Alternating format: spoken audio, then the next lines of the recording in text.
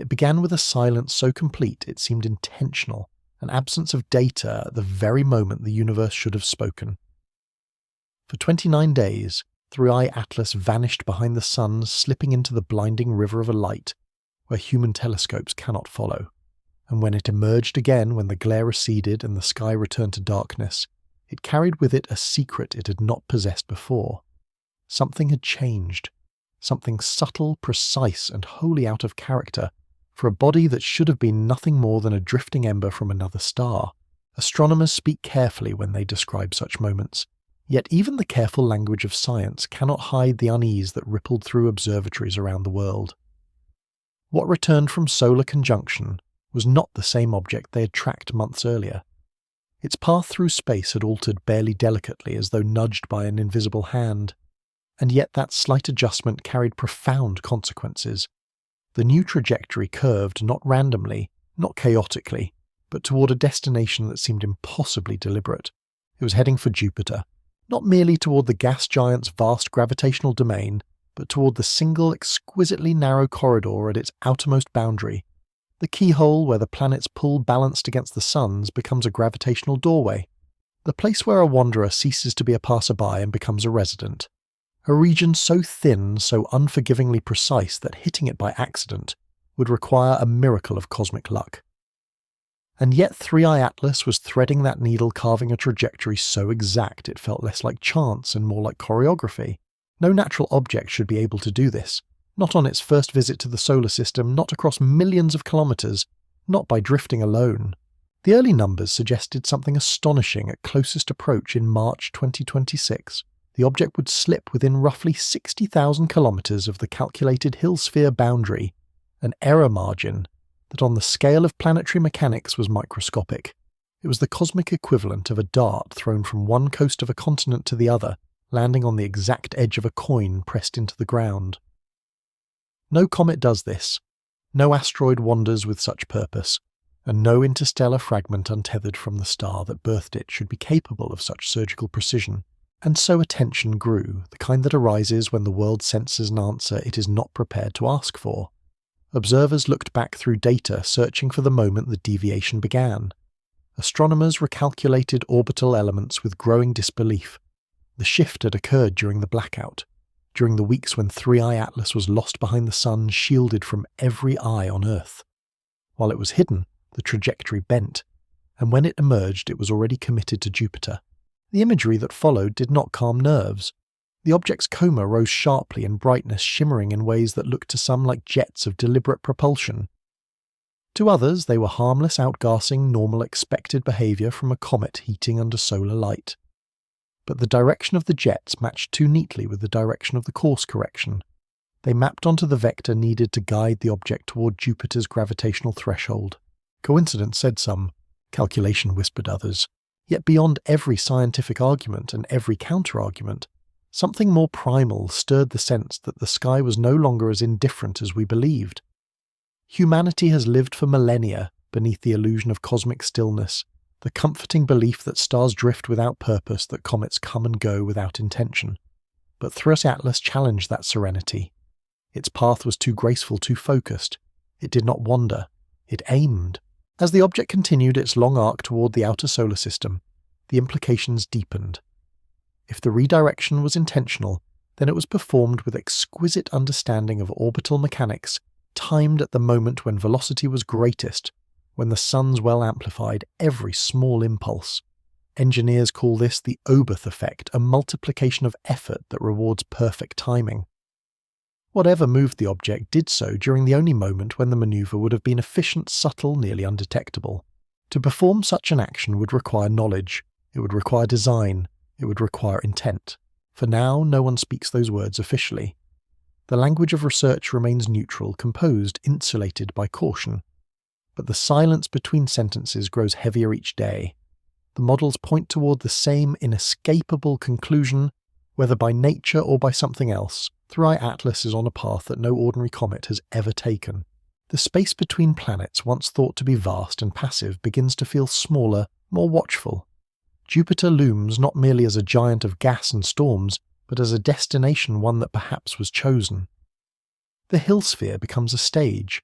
The March 2026 arrival becomes an appointment, and as the world stares upward, waiting to see whether the object will complete its impossible trajectory, a question rises slowly, quietly, and with the gravity of something ancient. What could come from interstellar night with such precision? What purpose guides a fragment across the gulf between stars? And what waits at Jupiter's edge that would demand such careful approach? The sky has shifted. Its movements carry intention. And in that change, humanity feels the faint tremor of an old fear and a new wonder that something else may be moving through the dark and that it has found its way to us. The discovery did not arrive with fanfare. It came quietly, as most truths do, with a faint streak of motion on a survey image and a timestamp in a database that no one expected would matter. Telescopes around the world captured hundreds of such faint traces each night, cosmic dust-tumbling rock fragments, stray glints of light brushed across the detectors by the rotating sky. 3i Atlas. At first was simply another entry in that endless cascade of celestial noise. It was the Atlas survey in Hawaii that registered at first, a dim, elongated smear sliding across the background of distant stars. A moving point, but one whose speed and trajectory immediately strained the expectations of those who reviewed the data. Objects of the solar system move with certain rhythms, obeying the architecture of planetary orbits. Their speeds, their directions, their inclinations all fit the quiet grammar of our star's domain. But this new object did not. Its path was sharper, more direct, its velocity alarming. Astronomers recognized the familiar signature of an interstellar traveler hyperbolic motion, too fast to be bound by the sun's gravity, too aloof to belong to us. We had seen only 2 such objects before, and each had been a revelation. Oumuamua, the sudden visitor that tumbled past the inner planets in 2017. Borisov, the more traditional comet that arrived 2 years later, with a long icy tail. And now this 3i Atlas, the third messenger from beyond our star. For a brief moment, excitement overshadowed uncertainty. There was a thrill in the idea that our solar system was once again being pierced by something ancient and foreign, something that had drifted through the dark for millions of years before intersecting our tiny cosmic orbit. Survey teams scrambled to refine the orbit. Amateur astronomers joined the effort. Observatories exchanged observations in a quiet, coordinated rhythm. But as the data accumulated, a troubling pattern emerged. The earliest orbital solutions looked wrong.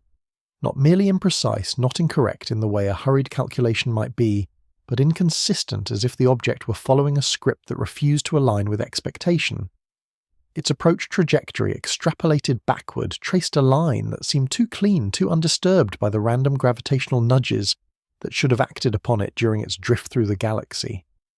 It approached from a direction sparse with nearby stars, a region of space where few gravitational encounters would be expected. But even emptiness has structure. Even silence has shape. Something about the motion carried an unnatural coherence. The astronomers who first noticed the oddity spoke softly of their concerns. They recalculated. They cross-checked measurements. They reprocessed images. And yet the anomaly persisted. The object behaved as though guided by a perfect memory of its intended path.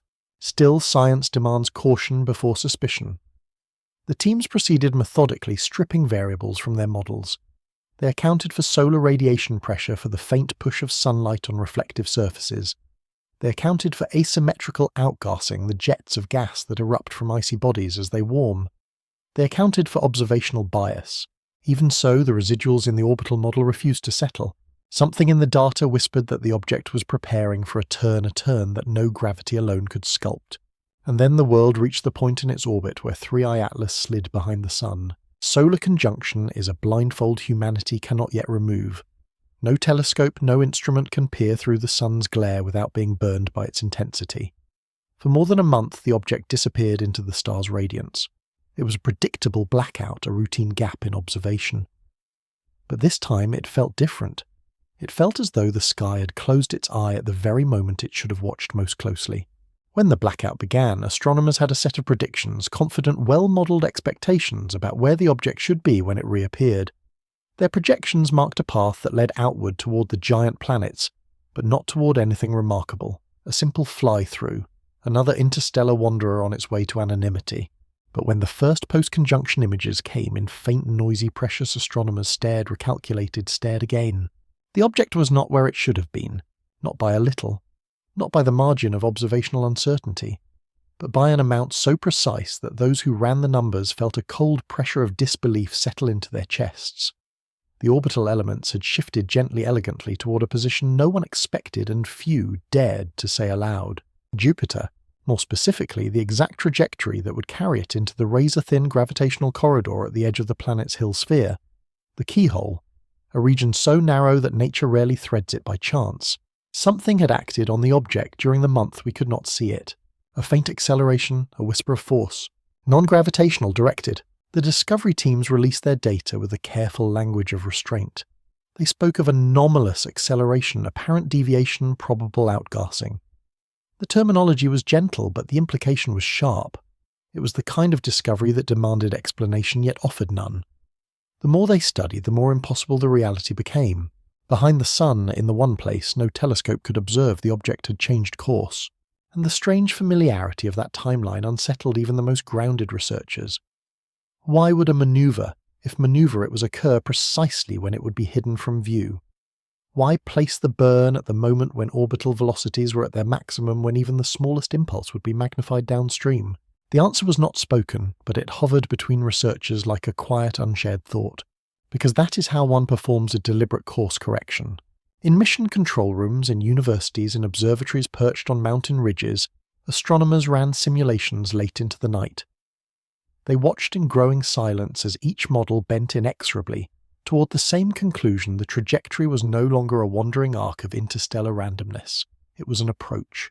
Aimed, calculated, precise. And so the world continued tracking the faint speck of motion suspended between wonder and dread, unsure whether it had discovered merely a comet or something that carried purpose through the night.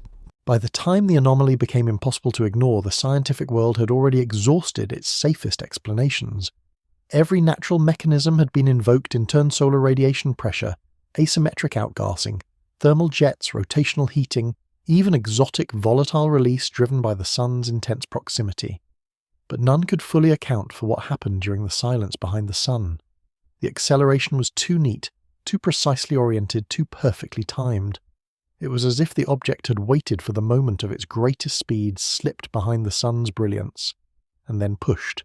Non-gravitational acceleration is not in itself extraordinary. Comets do it routinely. As their surfaces warm, gas vents through fractures, creating a faint but measurable thrust. The physics are well understood. A chaotic tumble, a spray of jets, a net drift. But chaos has a signature irregular, jittering, noisy. The trajectory of a natural comet betrays its volatility, with subtle, unpredictable oscillations in vector. 3i Atlas, when it re-emerged, carried none of that noise.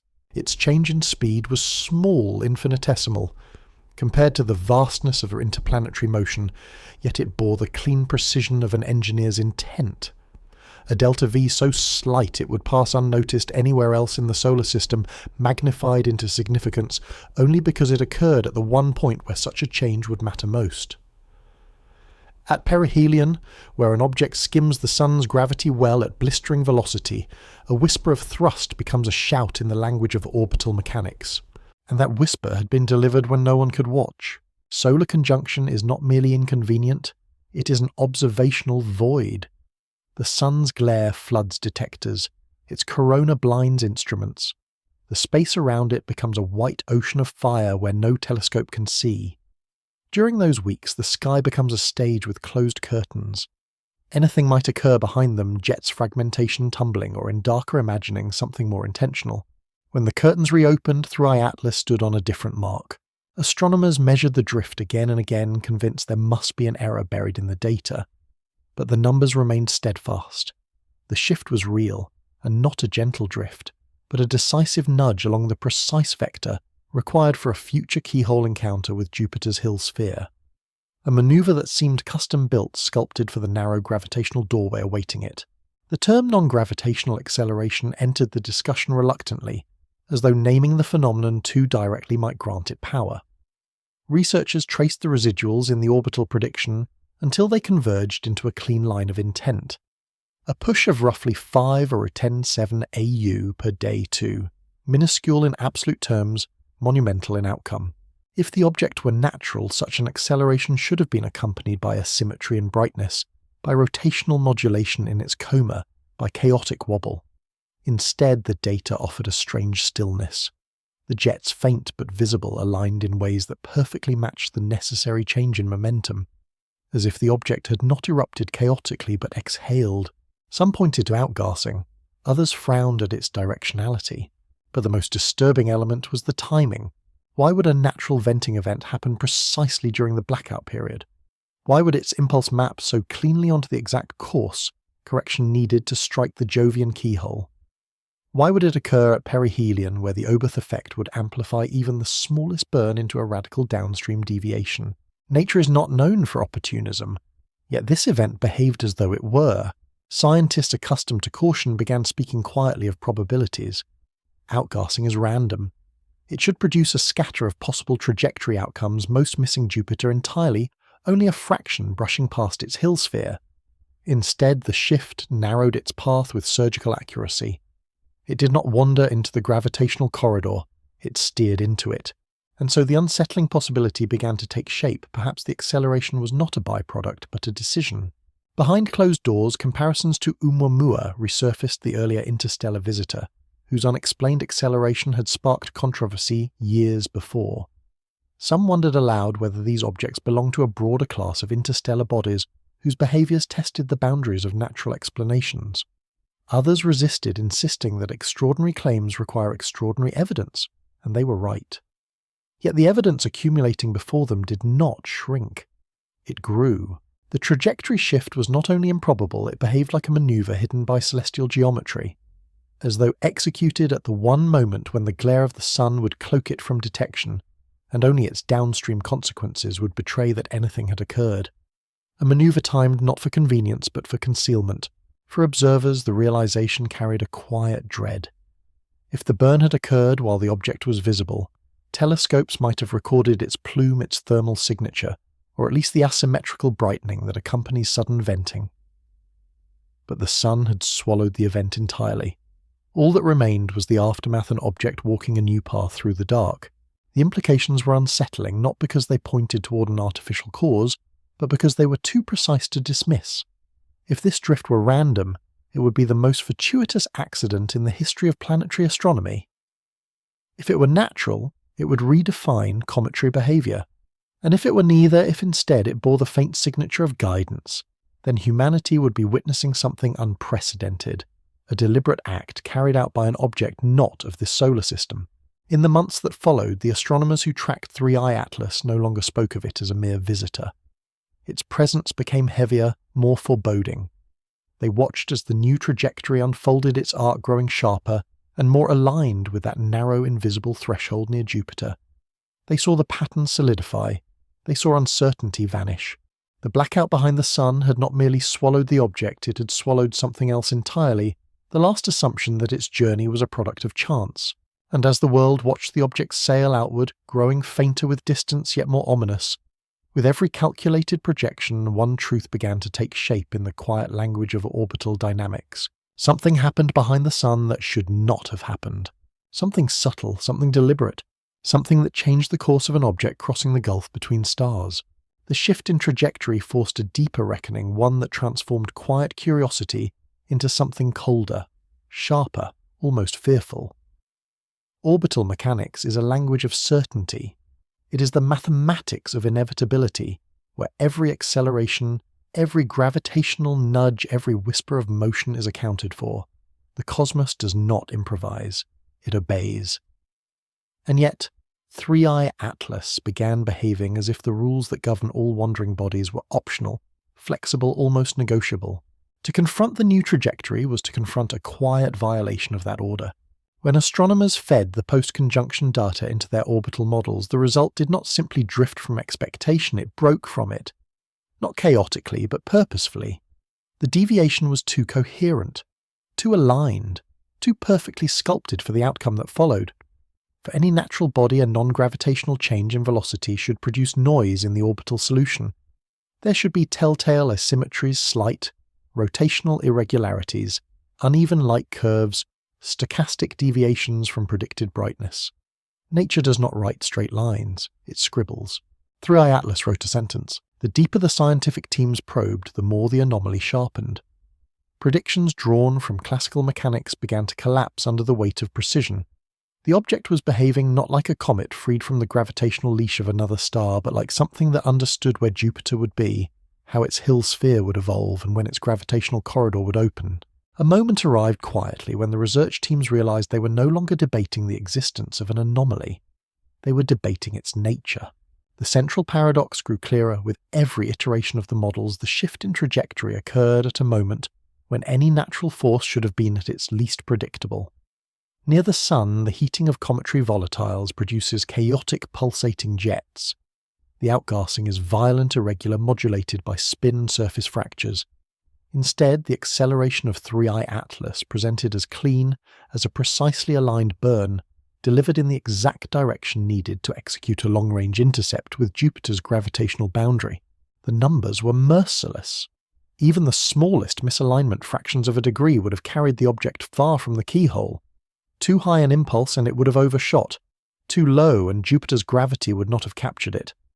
An uncontrolled natural venting should have introduced uncertainty. What emerged was convergence. This was not the behavior of a comet.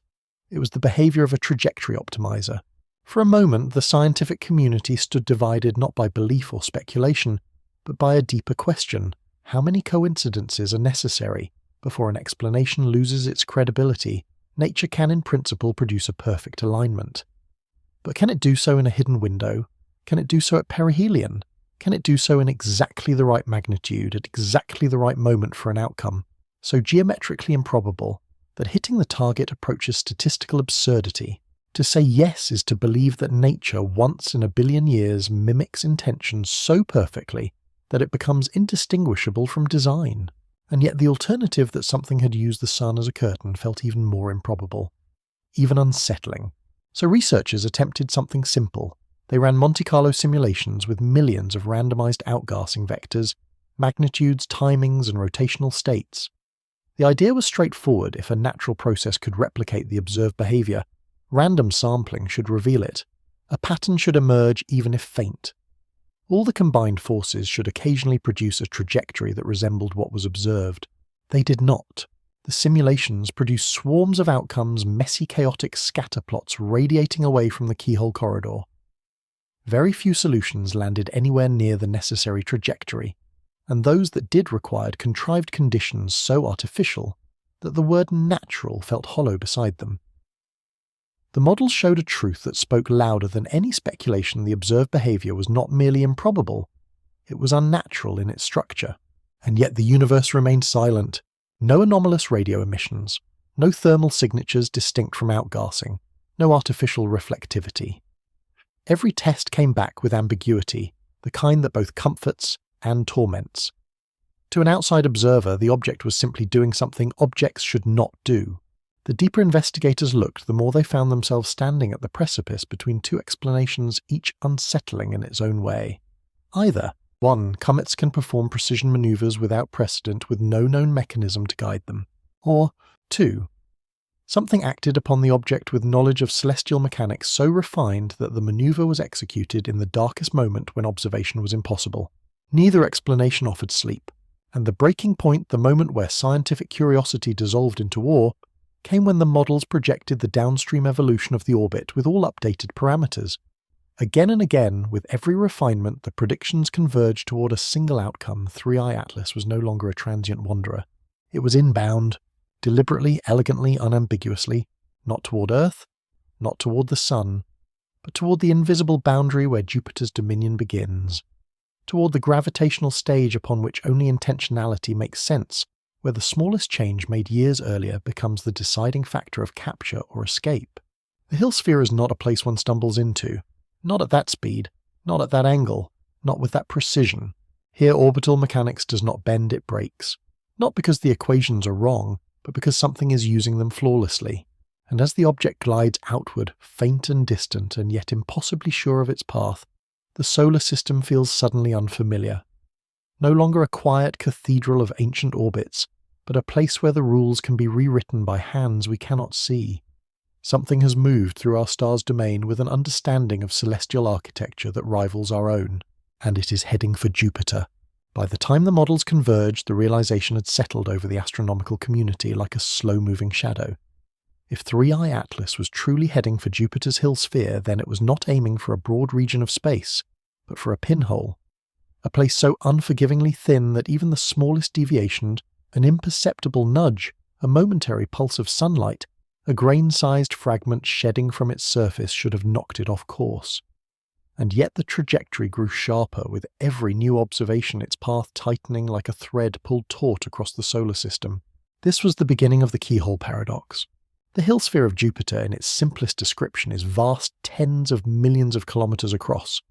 It is the gravitational kingdom of the largest planet in the solar system, a region where the Sun's grip weakens and Jupiter becomes the dominant force. But within that broad domain is a narrow threshold where capture becomes possible. Outside it, the object continues its hyperbolic journey. Inside it, if the speed is just low enough, and the angle just right, an object ceases to be a passerby and becomes a satellite. Not a moon, not immediately, but a captive. The models showed 3i Atlas approaching the boundary with a mist distance so small it defied the language used to describe natural motion. 60,000 kilometers, barely a sliver of space measured against the vastness of Jupiter's reach.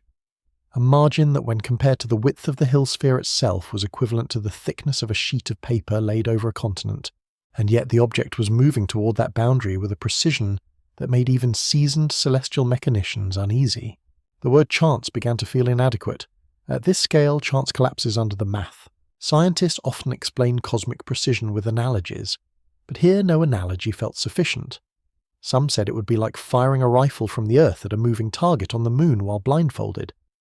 Others compared it to throwing a thread into the eye of a needle from across an ocean, but even those metaphors fell short. For here the needle was not stationary. It was drifting, shifting, responding to planetary tides and solar perturbations. And 3i Atlas was not merely approaching it, it was matching its position in 4 dimensions, space-time angle and velocity. Capture is not simply about location, it is about the exact moment an object reaches the boundary. Too early or too late, and Jupiter's keyhole does not exist at all.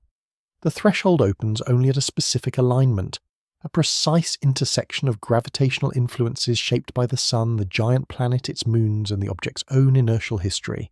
To hit that keyhole is not to perform a coincidence, it is to perform a computation, and that realization raised the stakes of the anomaly.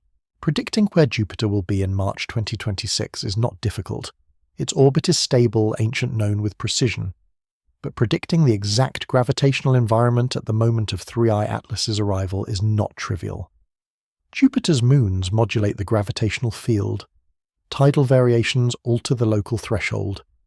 The planet's elliptical orbit slightly shifts the hill radius. The Sun's activity influences the solar wind, which interacts with the object's coma. Even the distribution of mass within Jupiter itself, its uneven core, its churning metallic hydrogen interior, subtly alters the boundaries. And yet 3i Atlas was approaching a solution as if every one of those variables had been anticipated. The deeper the researchers went, the more they encountered a structure of improbabilities stacked like stones. The non-gravitational acceleration had not merely pushed the object toward Jupiter, it had corrected for Jupiter's future location. It had nudged the trajectory in a direction that only made sense if the object knew where the keyhole would be months later. A natural object could not know, but it might be lucky. But luck too has limits. The original 1 in 26 Zoroastrian probability estimate, controversial, debated, dissected, was not meant to be definitive. It was illustrative. It was a way of quantifying the discomfort scientists felt when they watched the orbit refine itself into something that resembled navigation. Even if the true odds were 100 times higher or lower, the problem remained nature should not produce this outcome with such ease. There was another detail the timing of the maneuver's effect. During solar conjunction, the object was moving at its fastest. A tiny shift in its velocity vector, so tiny that sunlight pressure could almost compete, translated into a positional change millions of kilometers downstream. This amplification meant that even a microburst of gas or some hidden mechanism releasing a controlled pulse would have enormous influence later. The kind of influence one would choose if one wanted to change the destination without advertising the method. It was in essence the perfect time to enact a guidance solution. But perhaps the most haunting realization was this: the keyhole that 3i Atlas was targeting was not stable. It moved. Jupiter's orbit is not a circle. Its gravitational boundary breathes with the rhythm of its motion. The corridor widens and narrows imperceptibly. The exact contour of the Hill sphere shifts in response to perturbations from Saturn, to the oscillations of the Sun's own motion around the solar system barycenter, to the tug of Jupiter's resonances with the moons that dance around it like ancient guardians. And the object was following that shifting doorway with unwavering fidelity. No natural object should be able to do that, not when passing through the solar system for the first time with no memory of previous orbits, no gravitational feedback, no means to learn the local environment. Yet 3i Atlas behaved as though it had a map, as though it had intention, as though the keyhole was not a coincidence but a destination. And the closer the object drew to Jupiter, the more haunting the trajectory became. For the gravitational threshold of the largest planet in the solar system is not merely a place where objects can be captured, it is a place where objects can be delivered. The deeper the scientific community pursued the anomaly, the more its nature retreated into ambiguity, as though the truth behind 3i Atlas were wrapped in layers of misdirection, each one revealing only enough to unsettle the conclusion that came before it. What first appeared as a simple case of non-gravitational acceleration began to resemble something far more structured. As observatories continued tracking the object, a strange pattern emerged within its coma patterns that, depending on one's interpretation, were either the natural signatures of a volatile interstellar body or something resembling design. At first glance, the jets were ordinary. Cometary bodies, when warmed by sunlight, vent gases through porous surfaces. These eruptions produce visible plumes, wisps of vapour, faint signatures that drift into the surrounding coma. But ordinary jets are chaotic. Their direction changes as the object rotates. Their intensity varies with fractures in the ice. Their orientation appears random, sculpted by temperature gradients and the tumbling of an irregular nucleus. Yet the jets of 3i Atlas did not behave like random eruptions. The first high-resolution images taken after conjunction revealed a pattern that seemed impossible to ignore. One principal jet, bright sharp and astonishingly linear, extended from the object at an angle that aligned almost exactly with the vector required to produce the observed trajectory shift. Other faint plumes existed, but they formed a configuration that seemed too balanced, too symmetrical to emerge from chaotic outgassing alone. It was subtle, almost deceptive, as if the object wanted to look natural yet couldn't fully hide the precision beneath the imitation. Some researchers identified a repeating structure within the coma brightness curve, a modulation that suggested rotation. But the rotation itself was suspiciously slow, far slower than expected for a body of its size. Large interstellar objects tend to spin rapidly after eons of gravitational jolts and micrometeoroid strikes. They accumulate torque, they tumble, they wobble, but 3i Atlas rotated like a stabilized craft, steady, measured, deliberate. Even more puzzling, the brightness peaks associated with the jets did not drift over time. Natural bodies rotate, causing jets to swing into and out of sunlight. Their thermal cycling creates fluctuating eruptions, a signature that emerges clearly in photometric data. But 3i Atlas emitted its strongest jet from almost the same orientation across weeks of observation, as though the vent or mechanism responsible for the plume remained fixed, rather than tumbling with the nucleus. It was not the behaviour of chaos, it was the behaviour of control. Counter-arguments emerged quickly as they should. Researchers noted that an elongated shape could stabilize rotation through the yaw effect. Others suggested that deeply buried volatiles vent through specific thermal cracks that maintain orientation. Yet these explanations felt strained possible but strained. Each demanded a chain of coincidences so perfectly aligned that the word natural began to lose its grounding.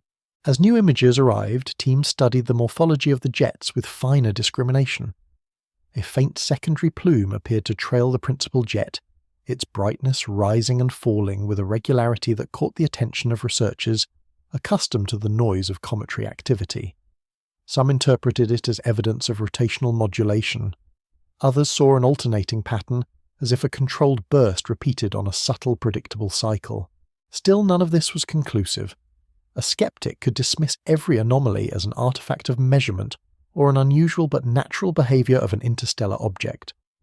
The coma's shape was ambiguous, the jet's alignment coincidental, the apparent periodicity nothing more than thermal rhythms or geometric projection. But then came the spectroscopic data. Across several observations, chemical signatures fluctuated in ways that made interpretation difficult. Some wavelengths were absorbed in patterns typical of volatiles such as CO and CN standard cometry materials, but other absorption dips were strangely faint inconsistent, as though the gases being released were unusually depleted or mixed with compounds that resisted classification. One team proposed that the absence of strong water vapor bands made sense only if the surface had been scorched or sealed by processes other than cosmic radiation. Another quietly noted that a synthetic coating exposed to solar heating might produce a similar spectral ambiguity. None of these claims reached peer-reviewed consensus, but they deepened the sense that the object did not wholly conform to the language of comets. Something else deepened the mystery further: the albedo. 3i Atlas was too dark. Its reflectivity was far lower than that of most comets, more like the soot-coated surfaces of carbonaceous asteroids, or the artificial black coatings used in stealth engineering. This darkness made the object difficult to observe, absorbing light rather than reflecting it. Natural explanations existed. Interstellar radiation can carbonize a surface, compressing organic residues into a tar-like shell, but again the coincidence built weight upon weight. Why would an interstellar body already rare possess precisely the characteristics that also serve the purpose of concealment? As the world continued watching, the data resisted easy categorization. Some saw the slow rotation as evidence of control. Others saw the faint jets as exhaust disguised as natural venting. Still others saw the spectral anomalies as signatures of a surface engineered to endure millennia of exposure. But the most unsettling feature was the consistency. Each new measurement narrowed the object's predicted path toward Jupiter's hill sphere without deviation. Natural bodies exhibit erratic behavior. Their jets spit and fade. Their trajectories wobble. But 3 Atlas glided forward as though following an invisible rail, its course unmoved by its own volatiles, as if whatever drove its movement compensated for every perturbation. If the jets were natural, they should have introduced noise. If they were not natural, they may have introduced something else entirely in tension. There was one final anomaly, quiet but haunting. When researchers measured the coma's polarization, a property of scattered light, they found a signal slightly more coherent than expected for dust grains alone. It was not strong enough to declare artificiality, but it was not weak enough to ignore. A natural object releases dust with a broad spectrum of grain sizes. An artificial surface, porous metallic carbon structured, could polarize light differently, even subtly. The polarization anomaly sparked debate, but its ambiguity remained a veil that concealed more than it revealed, and so the mystery deepened. 3i Atlas was a riddle with two faces, one that resembled a comet and one that resembled something imitating one, something that knew how to hide in plain sight, something that used natural physics as camouflage, something that drifted like a celestial body but behaved like a machine. As the object continued its glide toward Jupiter, its coma shimmering with patterns neither fully natural nor conclusively artificial, the scientific world found itself staring into a shape-shifting enigma, a visitor whose true nature remained suspended between explanation and fear. By the time the scientific community exhausted the catalogue of natural explanations, what remained pointed toward an uncomfortable symmetry, one that did not belong to the wild chemistry of comets, but to the deliberate logic of engineering. The idea formed slowly, unwillingly, spreading through late-night video calls between observatories and whispered discussions in conference corridors. The jets that aligned too perfectly, the rotation that seemed stabilized, the trajectory that corrected itself only when hidden, the spectral signatures that drifted between familiar and uncanny. Each anomaly alone was ambiguous. Together they began to resemble architecture. Not human architecture, but architecture nonetheless. This was the beginning of the Mothership hypothesis. It was not coined in tabloids or forums. It emerged from a series of private modelling sessions where orbital dynamicists attempted to understand why 3i Atlas was not behaving like an inert body from another star.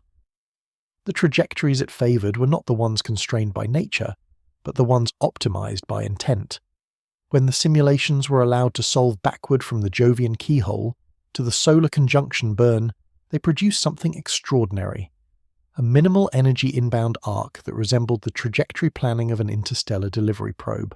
Not a craft built for passengers, not a vessel meant to land, something else, something designed to travel across the gulf between stars with extreme patience, extreme durability, and extreme subtlety. A mothership, not in the fictional sense of a colossal city-sized craft, but in the scientific sense a primary carrier, whose purpose is to deliver smaller, more specialized instruments. In this hypothesis, the object itself was not the mission. It was the carrier of the mission, and that idea reframed everything. Natural comets do not conserve volatiles with surgical precision. They do not vent in the exact direction required for an interstellar capture maneuver. They do not stabilize their rotation to maintain a fixed jet orientation. But a slow-drifting interstellar craft designed to approach a planetary system with minimal detection risk would do all of those things. Such a craft would not expend unnecessary energy. It would allow gravitational wells to sculpt most of its journey. It would wait for perihelion where thrust is amplified for course corrections. It would position itself to release smaller objects into stable orbits around a target planet. The Mothership hypothesis emerged not from fantasy but from an engineering puzzle. What kind of mechanism would produce precisely the behaviors observed? The answer was disquieting in its simplicity. If one wished to deploy probes around Jupiter, one would do exactly what 3i Atlas was doing. A slow drift vessel would approach at high speed, performing as few maneuvers as possible. It would rely on long-duration stability rather than active propulsion. Its exterior would resemble natural material, dark carbonized non-reflective to reduce detectability. It would vent gases in a controlled way, not through engines that would betray themselves with unmistakable signatures, but through disguised thrust wrapped in the language of cometary outgassing. Its rotation would be stabilized, enabling directional control. Its timing would be chosen to coincide with periods of maximum solar interference, when the glare would blind distant observatories. And its target, if it sought a region for long-term observation staging or data relay, would not be Earth. It would be the high ground of the solar system. Jupiter, within its vast hill sphere, lay everything a long-duration interstellar mission might require. A gravitational harbour, stable orbits, dozens of moons offering resources and vantage points, a magnetic environment rich with energy, a region so vast that even dozens of small probes could hide among moonlets and Trojan swarms without raising suspicion. The Mothership hypothesis did not assert that 3i Atlas was a crude object. No serious scientist entertained that image. Instead, the emerging model was something far subtler and more plausible, a patient machine with no internal life support, only data storage, propulsion control, and the capability to deploy smaller autonomous instruments. In this interpretation, 3i Atlas was not the visitor. It was the courier, and the true mission was whatever it carried. This shifted attention to the nature of slow-drift interstellar vessels. Such a craft would not rely on fast propulsion. It would not need to. It would be launched centuries or millennia before arrival, drifting along gravitational contours, stabilizing itself when necessary, venting only enough material to execute course corrections amplified by the Oberth effect. Designing such a vessel would require knowledge of thousands of years of celestial evolution. But this too was not beyond possibility. Humanity already models orbital configurations centuries into the future. An advanced civilization with far deeper astronomical records and computational capacity could model trajectories across interstellar distances. Such a mission would not be urgent. It would be methodical, patient, and indifferent to the passage of time. If any species wanted to explore or monitor the solar system discreetly, this was how they would do it. They would not appear suddenly with blazing engines visible across the sky. They would not risk detection. They would send inert-looking vessels disguised as natural debris, letting them drift, letting them wait, letting them appear harmless. The more astronomers studied 3i Atlas, the more its behavior resembled precisely this strategy. The object's velocity profile matched that of a vessel arriving from interstellar space with minimal energy waste. Its course correction aligned with the vector needed to deliver smaller units into Jovian orbit. The precision of the maneuver suggested not brute force propulsion, but a system optimized for subtlety. Yet the hypothesis offered an even stranger implication. If 3i Atlas was a mothership, then the craft was not new. It could be ancient beyond comprehension, launched by beings who may no longer exist, or by a culture that has lived thousands of years in technological maturity, or by machines themselves, self-replicating probes that wander the galaxy without any biological master. This possibility reframed the object's silence. Its lack of radio emissions was no longer a mystery such a vessel would not broadcast. Its dark albedo was not a quirk, it was camouflage refined over eons. Its slow rotation was not an anomaly, it was stabilization. Its jets were not chaotic, they were corrections. The Mothership hypothesis did not claim certainty, it only claimed coherence. The data told a story compatible with engineering. The question remained whether it was compatible with nature. By the time the scientific debate reached this point, the community had divided into two groups, not believers and skeptics, but those willing to consider intent as a variable in their models, and those who refused to. But even the skeptics acknowledged the truth no other interpretation explained the convergence of anomalies with equal elegance. What 3i Atlas carried within its darkened shell, if anything, remained unknown. But its path told a story more eloquent than any theory shouted into the void. It was behaving like a vessel on approach, not toward us, but toward the gravitational throne of our solar system, toward Jupiter, toward the keyhole, toward whatever purpose lay waiting in the long silence between the stars. Long before interstellar visitors became a scientific reality, human strategists understood a simple truth: power comes from the high ground. Whether on ancient battlefields or modern orbital trajectories, vantage dictates dominance. And in the solar system, no vantage is higher than Jupiter. It is not merely the largest planet, it is the gravitational centre of everything beyond Mars, the shepherd of asteroids, the warden of comets, the quiet architect behind the formation of many outer worlds. If any intelligence, natural or engineered, sought a foothold in our star's domain, Jupiter is where it would begin. This realization did not come from speculative philosophy, but from a dispassionate assessment of physics. Jupiter's mass is a staggering 318 times that of Earth. Its sphere of gravitational influence extends tens of millions of kilometers. Everything that drifts near it, dust asteroids, comets, even faint interstellar fragments, enters a region where Jupiter's pull supersedes the Sun's. The Hill sphere is not merely a boundary, it is a gravitational fortress. And within that fortress lies opportunity. For a body arriving from deep space, Jupiter is the ideal capture site. Capture is the great obstacle of interstellar travel. To enter a new system, a vessel must shed energy, slow down, and settle into an orbit. Doing so intentionally requires fuel, vast quantities of it, but doing so strategically requires only positioning. Aim for the Hill sphere, let Jupiter's gravity do the rest. The gravitational well becomes not a threat but a harbour. This is the logic that began to haunt researchers as they studied 3i Atlas's trajectory. If the object were attempting to enter orbit around any planet in the solar system, Jupiter offered the best and perhaps only practical route. Earth's gravity is too weak. Saturn's Hill sphere is vast but less accessible. The inner planets demand too much deceleration, but Jupiter is the cosmic doorway, and its moons are the rooms beyond it. Europa with its hidden ocean, Ganymede with its magnetic field, Callisto with ancient stability, Io with relentless volcanic energy. These are not simply moons, they are laboratories, observatories, resource wells, and potential staging grounds.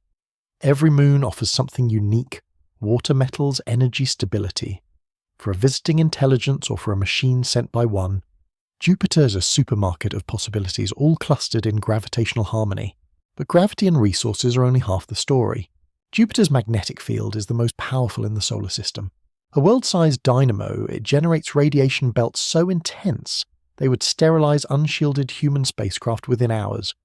But for machines, radiation is not terror, it is power. The magnetosphere becomes a natural particle accelerator, a source of energy, a communication medium, a shield against cosmic noise. To a robotic probe, Jupiter's radiation environment is not a hazard, it is a power station. This truth unsettled researchers not because it implied danger, but because it implied purpose. Every element that makes Jupiter hostile to life makes it ideal for autonomous systems. The analogy became impossible to ignore.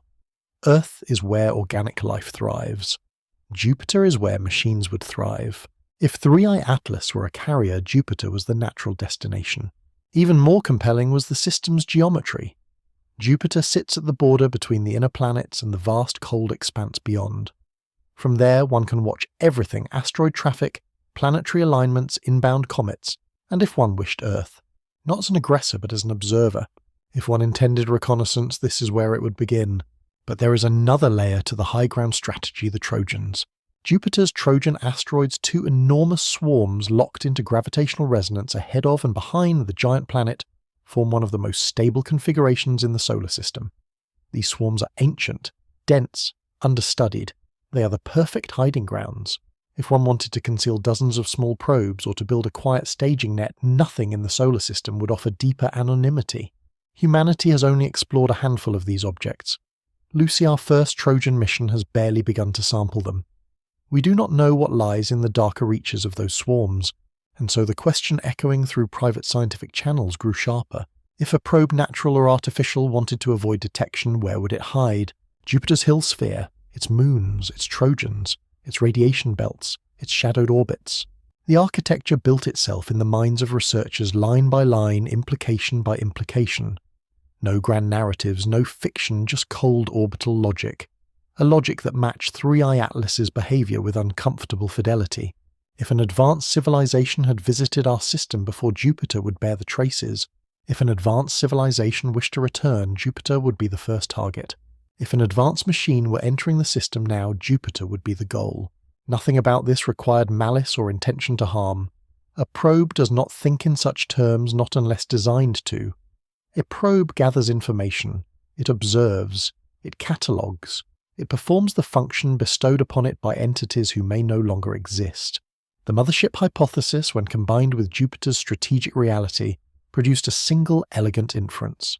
3i Atlas may not be here to visit Earth at all, it may be here to occupy the high ground.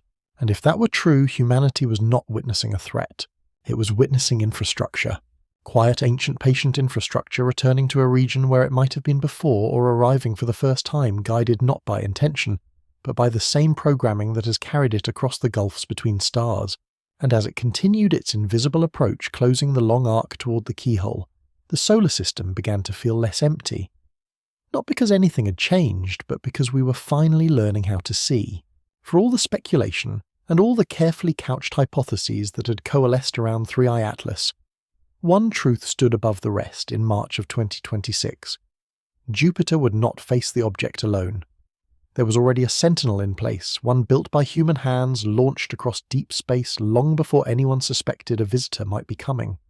Silent, methodical, and tireless NASA's Juno spacecraft had spent years carving sweeping arcs around the gas giant, slipping through its radiation-laced kingdoms, mapping its storms and fields and hidden interior. It was never meant to serve as our watchtower for interstellar arrivals, and yet by sheer circumstance, by orbit, by timing, by cosmic coincidence, it had become exactly that. Juno's presence changed everything. It meant we would not be entirely blind.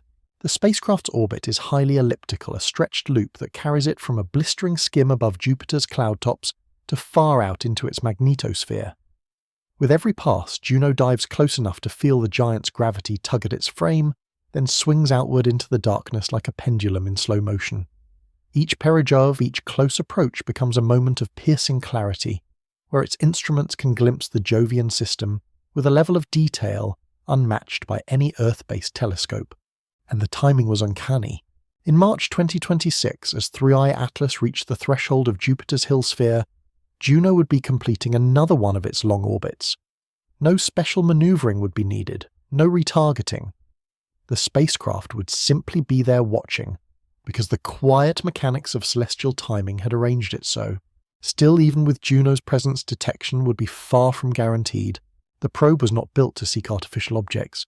It was built for storms, for magnetism, for the study of deep planetary structure. Its eyes, while powerful, were focused inward. Its instruments, though sensitive, were tuned for the natural rhythms of a giant world. And yet, ironically, those same tools might make it our only hope of recognizing something unnatural if something were to unfold in the shadow of Jupiter. There were several pathways through which Juno might detect the unexpected. First, reflected light. Even a small autonomous object, if metallic, if polished by interstellar winds, if exposed to sunlight, could produce a glint detectable in JunoCam's wide-angle field. Such glints can be transient, fleeting, a single bright pixel blinking against the background. Most are noise, but a cluster of such reflections appearing in successive frames moving with orbital logic distinct from known moons could betray the presence of something artificial. Second, infrared heat signatures. Juno's infrared mapper Geram can read thermal patterns across the Jovian environment. While cold inert probes might emit little heat, the act of maneuvering even slightly could generate detectable warmth. A thermal bloom lasting mere seconds might appear as a faint anomaly, and Juno passing near the hill sphere boundary on its outward arc could catch it in silhouette. Third, radio anomalies. The wave instrument designed to monitor plasma and electromagnetic fields is exquisitely sensitive to unnatural patterns. Jupiter's magnetosphere is a tempest of radio noise. Whistler's hiss cyclotron emissions. But within that storm-structured modulation would stand out repeating pulses, narrow band signals, sudden harmonics. Artificial patterns, if present, would sing against the chaos. Fourth, gravitational perturbations. Juno's gravity science experiment developed to probe Jupiter's interior could in principle detect unusual mass distributions within the Hill sphere. A swarm of objects or something more substantial entering orbit could tug on the spacecraft in ways measurable through Doppler shifts. These deviations would be tiny, nearly drowned in background noise, but not impossible to isolate. Yet each of these detection paths shared a problem they depended on luck. Wrong orientation, wrong timing, wrong illumination, and everything could be missed.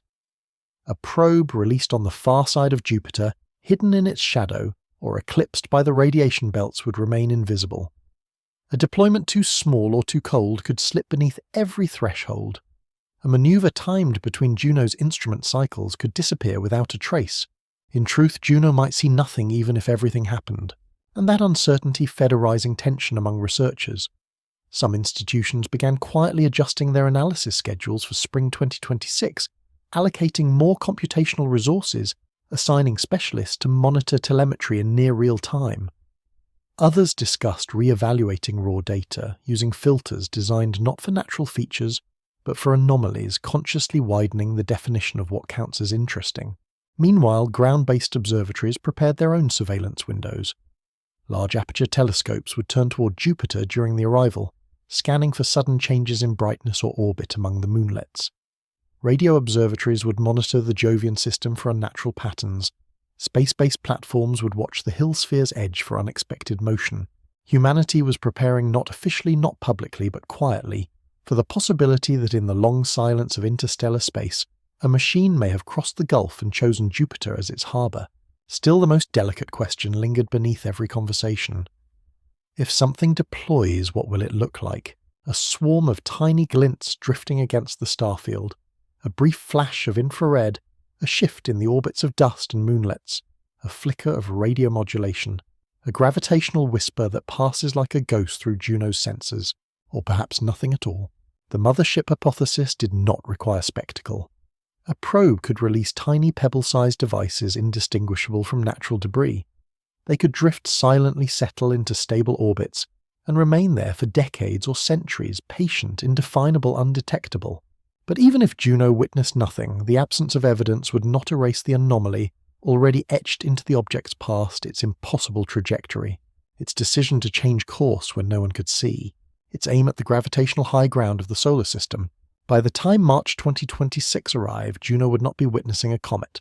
It would be witnessing an arrival, and whether that arrival manifested in light, in heat, in radio waves, or only in the cold precision of orbital capture, humanity would have to face the same truth. Something was about to happen around Jupiter, something that nature in all its vast creativity had not prepared us to expect.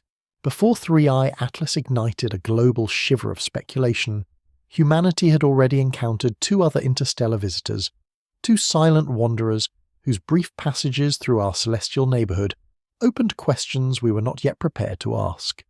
For years they were treated as novelties, curiosities, footnotes in the unfolding catalogue of cosmic phenomena. But now, in the shadow of Atlas's impossible trajectory, those earlier visitors no longer appear isolated. They resemble, if one allows the possibility, a pattern, a sequence, perhaps even a progression. The story begins in 2017 with a faint object detected by the Pan-STARRS telescope. It was small, tumbling, moving at a speed no solar-born body should possess. Its path was hyperbolic, not merely eccentric, but unambiguously interstellar. It was given a name drawn from Hawaiian language Oumuamua, meaning a messenger arriving first from afar. No one knew then how literal that name might one day feel. At first, Oumuamua was assumed to be a comet without an active coma, but as it receded from the sun, its acceleration betrayed something stranger. A faint, steady push, too smooth to be random outgassing, nudged it off its gravitational course. No jets were observed, no dust, no water vapour. Yet the acceleration existed. Small, yes, but measurable. The object was also unlike any asteroid ever discovered. Its shape, whether cigar-like or pancake-like, was extreme. Its albedo was peculiar. Its rotation was chaotic. It behaved like something light-thin, possibly hollow. Theories proliferated. A hydrogen iceberg, a nitrogen shard, a fractal dust aggregate. But none fully satisfied the equations. One astronomer, Avi Loeb, suggested something controversial. Perhaps Oumuamua was artificial. Perhaps it was a light sail propelled gently by solar photons shaped not by geology, but by design. The idea was dismissed by most. Yet today, in the wake of 3 Atlas, it resurfaces with new context. 2 years later came the second visitor, 2I Borisov. Unlike Oumuamua, Borisov looked the part of a comet. It shed dust, it vented volatiles, it even formed a classic tail. But beneath its familiar appearance lurked subtle oddities. Its carbon-to-oxygen ratio was extreme, its dust grains unusually compact, its coma behaviour inconsistent with typical solar system comets. Still, Borisov fit comfortably enough within known categories that it soothed the nerves unsettled by Oumuamua. See astronomers said, interstellar objects can be normal, but normality was an illusion born of wishful thinking. For now, with the arrival of 3I Atlas, the fragments align into something harder to ignore. If one imagines a sequence of interstellar probes spaced across time, disguised by nature's own motifs, the 3 objects tell a coherent story. The Scout, a fast-moving lightweight messenger that darts through a system sampling mapping, then departing before detection becomes detailed or close. Oumuamua fits this role perfectly. It stayed only weeks within detailed observational reach. Its speed and trajectory gave it no time to linger. It was a whisper, a reconnaissance run across the inner solar system. The Sampler, a probe that behaves more like a comet releasing material interacting with solar radiation, gathering data more intimately. Borisov's composition, unusual yet comet-like, fits such a mission. It was a probe that could fly through unnoticed, its quirks attributed to exotic ices from another star. The Delivery Vessel, a slow-moving, steady, precisely guided object targeting the outer solar system, not to pass through, but to stay. This is the role that 3I Atlas appears poised to fulfill. Seen together, the 3 interstellar visitors form a possible evolutionary arc, increasing complexity, increasing intentionality, increasing permanence, a timeline stretching across years for us, but possibly across centuries for the origin that sent them. Of course, natural explanations exist for each anomaly. Oumuamua's acceleration can be attributed to outgassing without visible dust. Borisov's chemical oddities can be framed within the diversity of planetary formation environments. And Atlas's trajectory, if one accepts extraordinary coincidence, could still be dismissed as chance. Yet the 3 together strain coincidence to a breaking point. To consider the possibility of artificiality is not to leap into fantasy, but to consider the efficiency of nature. If intelligent life exists elsewhere, and statistically it almost certainly does, one expects its methods of interstellar exploration to resemble what physics permits small, durable, patient probes. Objects with no biological frailty. Travellers designed not to return, but to persist. Humanity would do the same. Our first interstellar emissaries voyage a pioneer new horizons are already drifting outward. But future missions, if adequately advanced, would not be rockets. They would be small, self-correcting machines, thin sails, reconfigurable vessels, hybrid constructs that gather starlight and coast for millennia. When they enter foreign star systems, they would survey from afar. Then they would seed or release smaller units, tiny scouts, into favourable regions. We would design them to look natural. A rock is not threatening. A comet is not suspicious. A faint drift of dust around a darkened core is the perfect disguise. In the silence of deep interstellar timeform becomes camouflage. Simplicity becomes stealth. Thus, if other intelligences exist, their probes would not announce themselves. They would arrive as cosmic stones. Their signatures would be masked by physics. Their presence would be inferred only through anomalies, subtle deviations like those seen in all 3 interstellar visitors. With 3I Atlas, the pattern becomes sharper. Oumuamua scanned the inner solar system. Borisov sampled it. Atlas seems poised to enter orbit within it. Each step is more intimate, each step closer. None of this proves intention, but none of it can be dismissed outright, not anymore, not when the 3rd visitor threads an impossible path toward Jupiter, with the quiet accuracy of a navigator. If the pattern holds, one must consider the possibility that our solar system is not merely being passed through by random debris. It may be under observation, and Jupiter, massive magnetized, resource-rich Jupiter, may be the chosen vantage point from which the observation begins. Long before 3I Atlas raised alarms with its improbable trajectory, the scientific world had been reorienting its imagination. not because of comets or stars or distant galaxies, but because of something far smaller, far quieter, and far more revelatory an exomoon. And not just any exomoon, but the first for which astronomers detected a thin, fragile, undeniable atmosphere. It happened in 2025 quietly at first, a transit signature, a faint spectral dip. Data that seemed almost too subtle to matter until analysts began peeling back its layers and discovered something extraordinary. A moon orbiting a giant planet in a distant system silhouetted itself before its star, and in that fleeting moment the starlight filtering through its edge revealed the unmistakable spectral fingerprints of gas. Hydrogen, light escaping, an atmosphere not thick, not stable, but real. It was the kind of discovery that widens the universe not through grand spectacles, but through a single thread of evidence that forces us to rethink what is possible. Because if moons, small, cold, distant moons, can possess atmospheres, then the architecture of habitability expands dramatically. The search for life shifts from planets to their companions. The potential niches multiply, and suddenly Jupiter's moons, long recognized as geologically active, appear even more significant. As scientists traced the exomoon's atmospheric signature, they found clues suggesting tidal heating, internal warmth, generated by gravitational flexing. The same mechanism that powers Io's volcanic storms and Europa's hidden seas.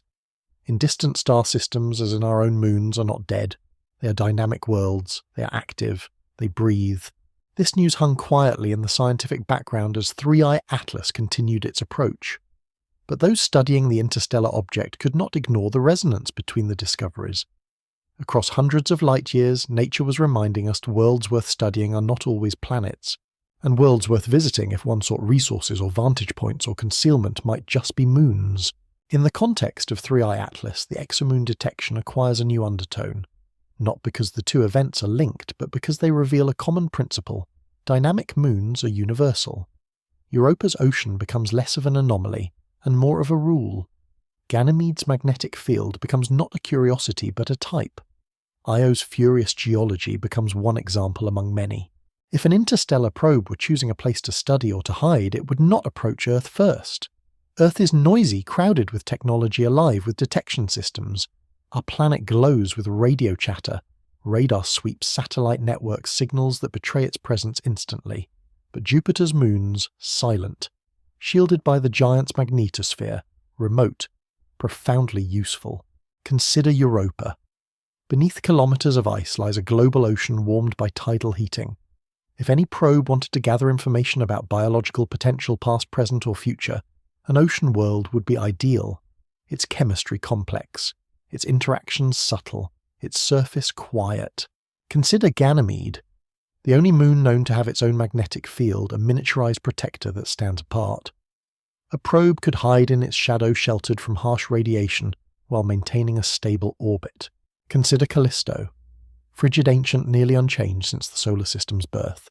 A perfect archive of primordial chemistry, a low radiation haven, a stable platform. Consider the Trojan swarms, ancient companions of Jupiter's orbit sharing its path like sentinels.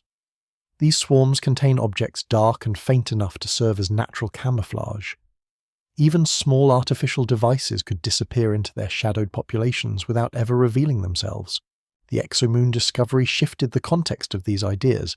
It whispered that moons are not afterthoughts, they are theatres of complexity. And so, when scientists modelled where a theoretical payload from 3i Atlas might disperse upon arrival, if indeed such a payload existed, the models aligned with an uncomfortable coherence. The gravitational dynamics favoured dispersal toward the moons. Some projected arcs ended near Europa's orbit, others settled near Ganymede. A few drifted into the Trojan clouds. The simulations driven purely by physics sketched a map of natural destinations that ironically matched the very places an observer might choose if sent by design. All of this remained speculative. No announcement was made, no conclusion drawn. But those tracking the object felt an emerging convergence between two revelations. Moons across the cosmos behave similarly. Active moons offer environments that favour investigation. And Jupiter's moons, the closest such cluster to Earth, are precisely where 3i Atlas might deliver something small enough to escape detection. And that led to an unspoken question, one that scientists entertained only in private. If moons can host atmospheres, can they also host watchers? Not watchers in any anthropomorphic sense, but instruments. Sensors. Silent devices drifting in high orbits. Tiny machines anchored to gravitational niches. Dust-sized probes hidden within the particle streams around a giant planet. Objects indistinguishable from moonlets sitting quietly recording. We would never see them. Not unless we looked exactly where they were, exactly when they were visible, with instruments tuned for the narrowest hints of artificiality. Which meant that if 3i Atlas was indeed a carrier, if it was delivering something, those somethings might already be coalescing around Jupiter's moons before we even knew where to search. This was the new landscape of possibility. It did not rely on imagination. It grew out of data, out of a thin atmosphere circling a distant moon, out of the realization that nature creates complexity, even in places we once thought barren, out of the convergence between scientific discovery and the strange precision of an object arriving from the dark. The Exomoon atmosphere taught us that life's potential is broader than we believed. 3i Atlas was teaching us that surveillance, if it existed, would be too. The deeper scientists probed the enigma of 3i Atlas. The clearer one truth became: if an object were to travel across interstellar distances, not for years, but for centuries or millennia, it would require something far beyond the crude electronics humanity has used for its first tentative steps into deep space. Our spacecraft age quickly, their memory degrades, their processors fail in the presence of cosmic rays, their circuitry suffers from cold heat radiation and the relentless entropy of the void. After only decades, the voyagers themselves, once symbols of indomitable engineering, are beginning to whisper incoherently into the dark. No biological creature could survive such a journey, but neither could any known machine, unless it carried something novel. This realization gained new weight in 2025 when a breakthrough rippled across the field of quantum information science, a breakthrough described in quiet but electrifying terms as breaching the quantum memory error flaw. For years, quantum bits qubits were fragile, fleeting. They decohered almost instantly. They required freezing temperatures near absolute zero. They could not hold information long enough to store anything meaningful, let alone survive cosmic radiation. And then something changed. Researchers studying topological qubits, strange constructs born from the mathematics of knots, and exotic quasiparticles, announced a feat once considered impossible. Error rates already dropping across successive generations of experimentation suddenly collapsed by orders of magnitude. Decoherence times extended, data remained stable, noise no longer devoured the quantum state. Information stored in the braided topologies of condensed matter systems survived not hours, not days, but projections of years. A new category of memory had arrived. Not the fragile flickering potential of early prototypes, but something robust, something enduring, something that could realistically survive cosmic bombardment with levels of redundancy far beyond classical hardware. The timing of the breakthrough was uncanny, but its implications were profound. For the first time, humanity glimpsed a method by which digitally stored information could survive interstellar time. And as researchers studying 3i Atlas considered this new development, an unsettling idea took root. If we have reached this point now, then any advanced civilization, by definition older and more stable than our own, would have achieved it long ago. Quantum memory is not merely resilient. Its architecture is fundamentally different. Instead of storing information in fragile arrangements of electrons, it encodes it in geometric patterns of quantum states, patterns that are by their very nature self-protecting. Topological qubits do not degrade the way silicon does. They can survive radiation that would scramble classical memory. They can persist through extreme environments without losing structural fidelity. A probe built with such memory could drift for tens of thousands of years and still execute its mission flawlessly upon arrival. Even more intriguing was the computational aspect. Quantum processors excel at certain tasks humanity struggles with: pattern recognition in noisy inputs, gravitational modeling, trajectory optimization, adaptive navigation. For an interstellar probe, especially one attempting a subtle orbital insertion into Jupiter's Hill sphere, the ability to make real-time corrections autonomously without error accumulation would be indispensable. And suddenly, many of the anomalies surrounding 3i Atlas began to align with this possibility. Its trajectory corrections were optimal, its timing was precise, its non-gravitational acceleration was efficient. Its behavior, while subtle, resembled computation. Natural objects do not compute, but advanced probes might. Consider the demands of such a mission.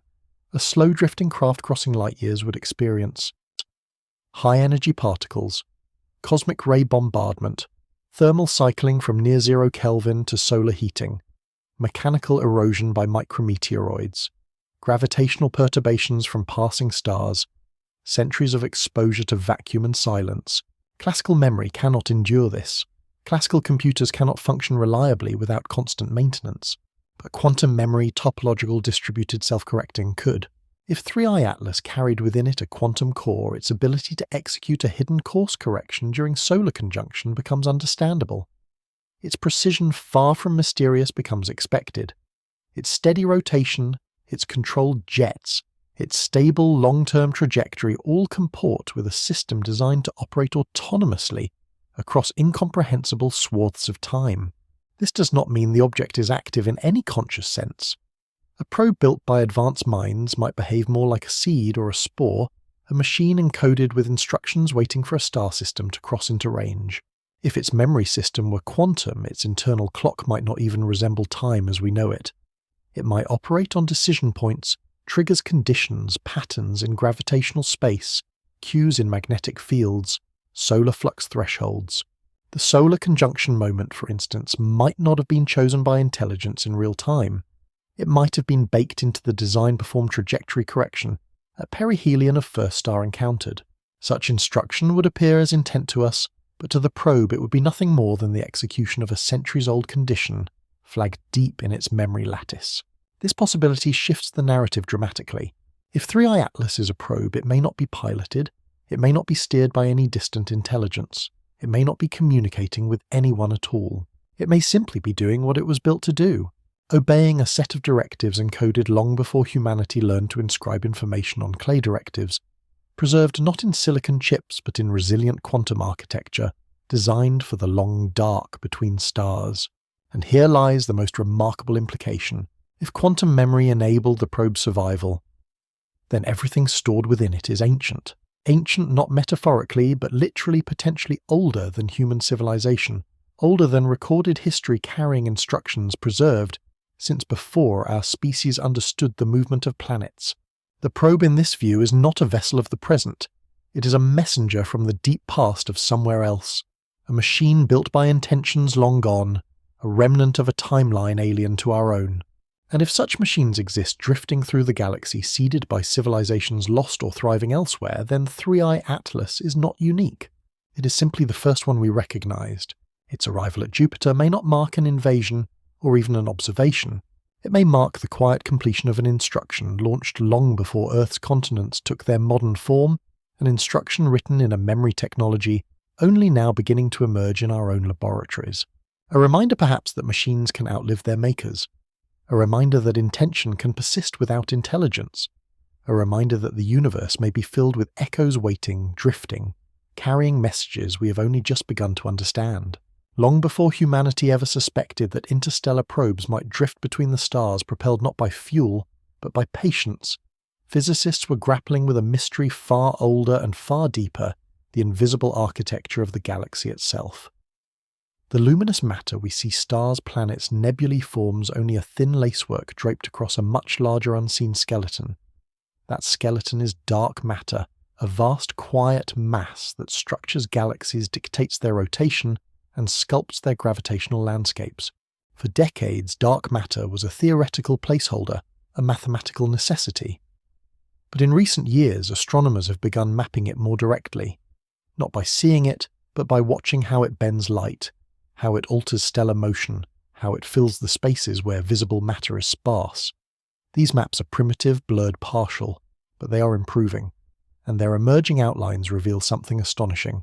The Milky Way is threaded with dark matter, gradients, currents, filaments, and troughs that stretch across thousands of light years like invisible rivers. Most people imagine interstellar travel as a straight shot through empty space. But to an advanced civilization, or to the autonomous probes they send, these invisible currents would matter more than emptiness. Travelling through the galaxy is not merely about propulsion, it is about efficiency. It is about using the structure of gravitational space the way a sailor uses wind and tide. And the galaxy, as it turns out, is not a featureless ocean. It is a channeled sea, Our solar system itself drifts through one of these gradients, a dark matter flow. That subtlety shapes the orbital behaviours of far-flung objects in the Oort cloud. For decades, the anomaly in dwarf planet Sedna's orbit hinted at a deeper gravitational influence, something extended, diffuse, non-luminous. Now, with higher resolution galactic models, we know why our system lies near a boundary between two dark matter density regions. Gravity, even the faintest gravity, becomes a signpost. This discovery created an unexpected bridge to the puzzle of 3i Atlas. For the object's inbound trajectory, when modelled backward across interstellar space past its encounter with the solar neighbourhood, aligned with one of these gradients almost perfectly. This was first dismissed as coincidence. After all, dark matter filaments span enormous regions. But as the models refined and the galactic map sharpened, the alignment persisted. 3i Atlas did not arrive from a random direction. It arrived along a corridor, and the implications were unsettling. Natural objects do follow dark matter gradients, but only indirectly because stars follow them and objects follow stars. But interstellar comets do not align with them so cleanly, nor so tightly, unless they originate from a very specific region of galactic structure. Yet 3i Atlas's backward propagated path slid down a gravitational contour with an elegance that suggested not drifting, but routing. Here the analogy becomes inescapable. If the Milky Way is a sea dark matter, gradients are its currents, and 3i Atlas sailed one of them. This is not to imply intelligence in the dark matter itself, only that if an advanced probe was sent across the galaxy, its designers would map these gradients long before launching it. They would choose a route that minimizes energy expenditure over tens of thousands of years. They would exploit gravitational corridors the way migrating animals exploit favorable winds. But the true revelation came from simulations conducted in late 2024. When researchers modelled an optimal interstellar trajectory for a slow-drifting probe using nothing more than gravity dark matter gradients and the occasional course correction, amplified by stellar flybys, the simulated path converged on a route astonishingly similar to that taken by 3i Atlas. In these simulations, the galaxy becomes an intricate lattice of low-energy pathways. Interstellar crossings do not require constant thrust. They require knowledge. They require the ability to read the invisible map. A probe designed for such travel would not power itself across the void. It would drift waiting centuries between course corrections. It would behave precisely like 3i Atlas. Even more telling, these gravitational corridors often end at stable resource-rich systems. Systems with massive planets. Systems with active moons. Systems capable of feeding an autonomous intelligence with magnetic energy or thermal gradients. Systems like ours, systems like Jupiter's. Thus arose a hypothesis that felt less like speculation and more like geometry, perhaps. 3i Atlas was not an intruder, but a traveller on an ancient route, one defined not by coincidence, but by the galaxy's own invisible structure. If this is true, then the object did not choose us in any emotional sense. It arrived because we lie along one of the quiet superhighways that weave through the Milky Way, and this changes the nature of our fear, for the idea of being targeted is frightening. But the idea of being on the way to somewhere or on the map of something older, larger, and more complex than ourselves is in some ways even more unsettling. Our solar system may not be special. It may simply be located on a corridor used by things that drift between stars. Yet the precision of 3i Atlas's final maneuver shows something else even along natural highways guidance is needed, and that guidance requires memory, computation, awareness if not conscious then operative. The dark matter gradient explains how such a probe could travel such distances so passively, but it does not explain how the probe found its way into Jupiter's hill sphere with such elegance. That final act, subtle, hidden, optimized, came from something else. Knowledge, preparation, execution. The galaxy may provide the roads, but something must still steer the traveller at the end of the journey. 3i Atlas rode an invisible current to reach our star, but its final turn toward Jupiter was the act of a navigator. And in that distinction lies the haunting possibility that humanity is not merely witnessing the motion of the cosmos, but the deliberate use of its hidden architecture by something exceedingly old, exceedingly patient, and exceedingly efficient. There is a limit to our imagination, a boundary carved not by the size of the universe, but by the shapes we assume its machines must take. For generations, humanity envisioned extraterrestrial technology as sleek, metallic, geometric, symmetrical ships, gleaming hulls, mirrored structures reflecting the cold light of distant suns. But the deeper engineers dive into the logic of autonomous design, and the deeper biologists explore the structures created by evolution, the clearer one truth becomes. Nothing advanced, nothing optimized would look the way we expect. Nature does not build straight lines, evolution does not produce perfection, optimization does not care about aesthetics. An artificial intelligence left to design spacecraft without human bias produces geometries that defy our intuition, shapes that resemble debris, not machines, forms that imitate the natural world because nature through aeons of trial and error has already solved problems.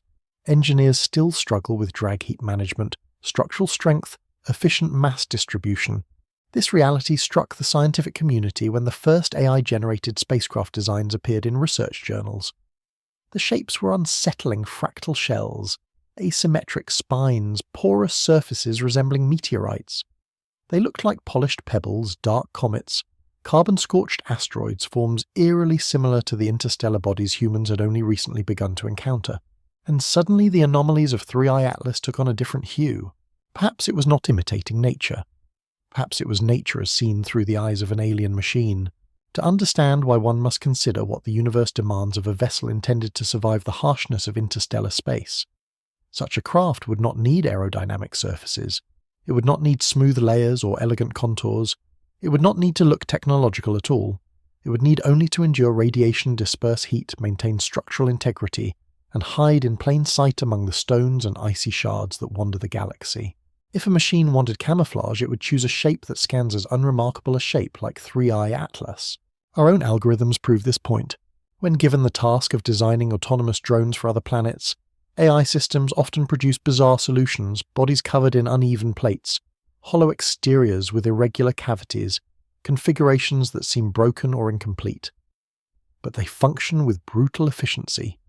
Their strange geometries maximize surface area cooling, minimize structural stress, and distribute impact forces more effectively than anything a human designer might imagine. The resemblance to interstellar oddities such as Oumuamua Borisov and now 3i Atlas is not lost on those who study them. These objects are darker than typical comets. They rotate in ways that suggest stabilization. Their reflectivity patterns resemble porous composites. Their jets appear directional rather than chaotic. Their forms elongated, flattened asymmetric match the output of AI-optimized engineering. Consider Oumuamua's extreme aspect ratio and elongated or pancake-like shape that reduces surface erosion, minimizes rotational wobble, and optimizes the faint push from solar radiation. It is a configuration AI systems independently recreated when tasked with designing light sails resilient to cosmic damage.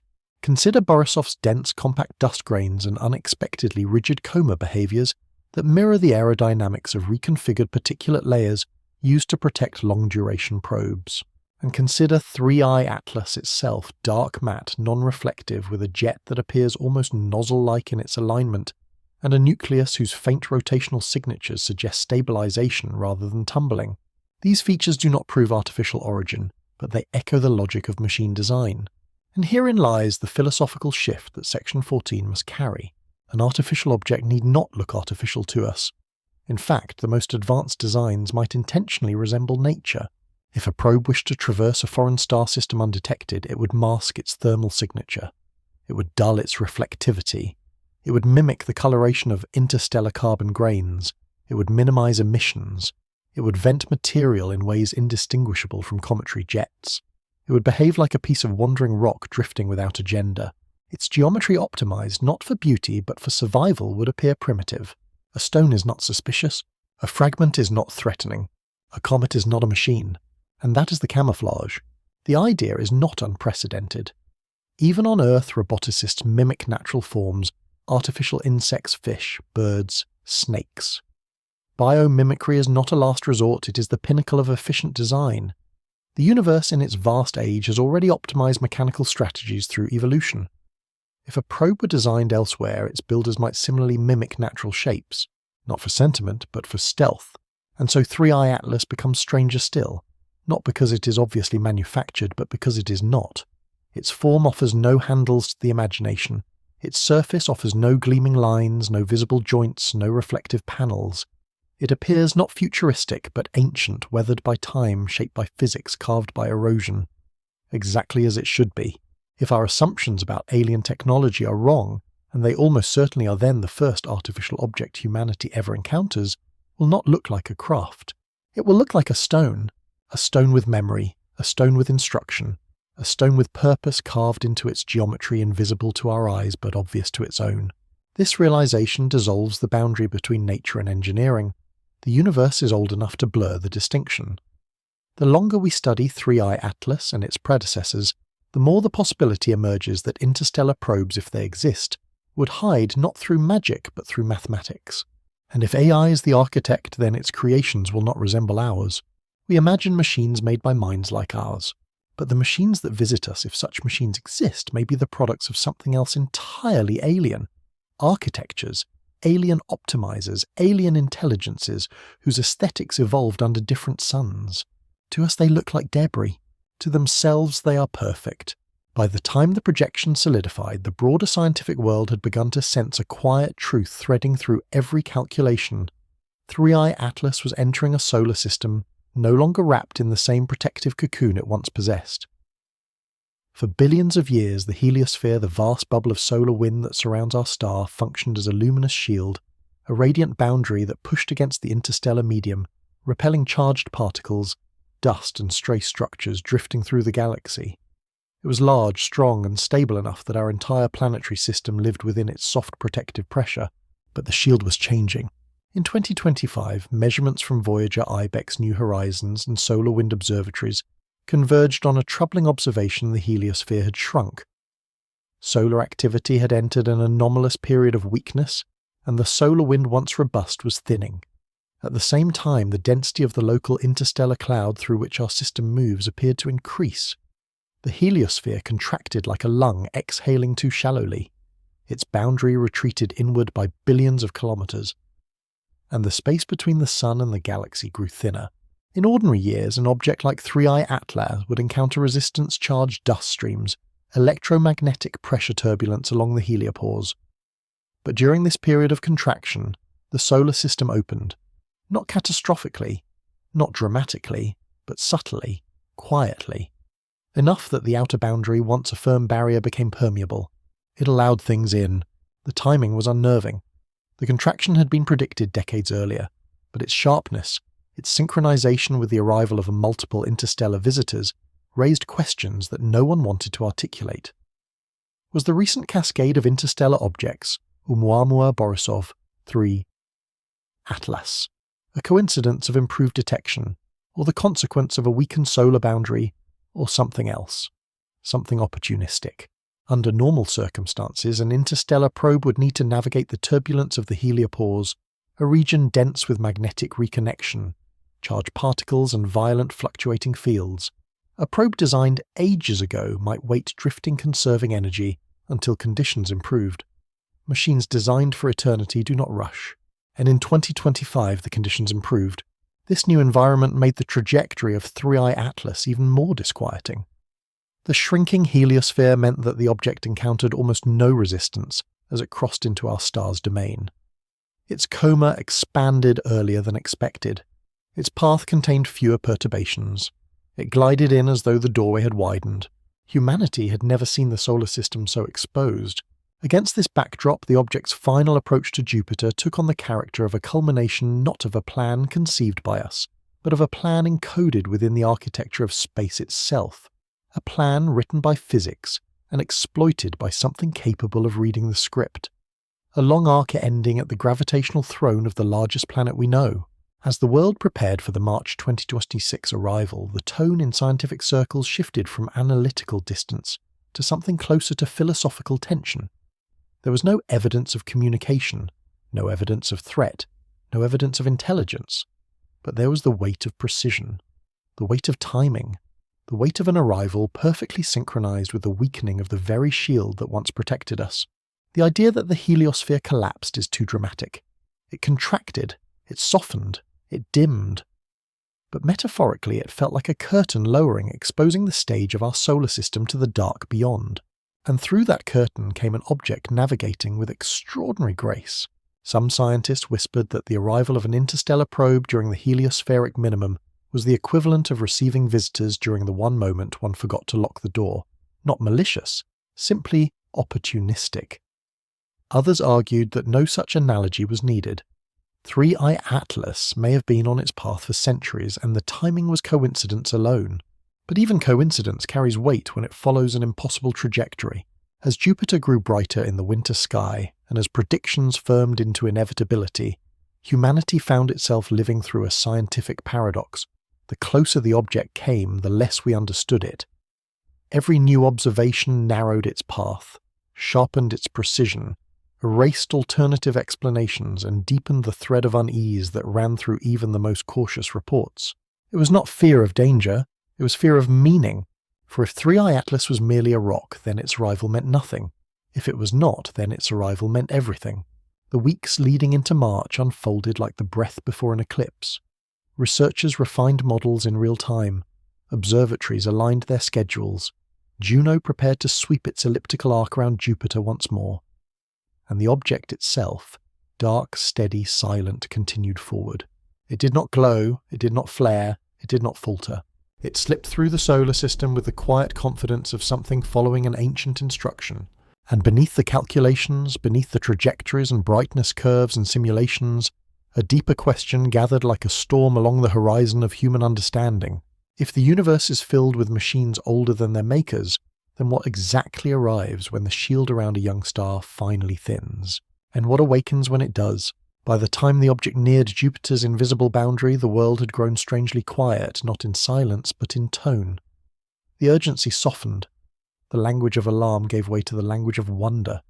And in that shift, something gentle surfaced, an understanding that whatever drifted toward the great planet was part of a story far older than us. A story written in the soft mathematics of gravity and time. The object itself did nothing to heighten tension. It moved as it always had, slowly, steadily obeying the patient mechanics of a universe that rarely rushes. There were no bright flares, no sudden maneuvers, no declarations carved into the sky. Only motion, only purpose, only a path drawn with the quiet precision of something that had crossed the darkness between stars without fear, without hesitation, without urgency. As it slipped deeper into Jupiter's realm, the anxiety surrounding it dissolved almost imperceptibly. In its place came a sense of perspective, a widening of thought, a softening of scale. The solar system, once vast, became intimate. The planets once distant felt close enough to touch, and the object once terrifying became a reminder of the gentle persistence of the cosmos. Perhaps it carried nothing but dust. Perhaps it carried memory. Perhaps it carried echoes of a civilization long vanished. Or perhaps it carried nothing at all but the simple truth that we are not alone in this galaxy, not in fear, but in existence. For in the end, the universe does not rush to explain itself. It moves in slow tides, revealing its secrets with the grace of a rising dawn. And as 3i Atlas disappeared into Jupiter's shadow domain, humanity stood beneath a quiet sky, aware not of danger but of wonder. The kind that humbles, the kind that softens, the kind that whispers gently. The dark is vast, and we are waking up. Sweet dreams.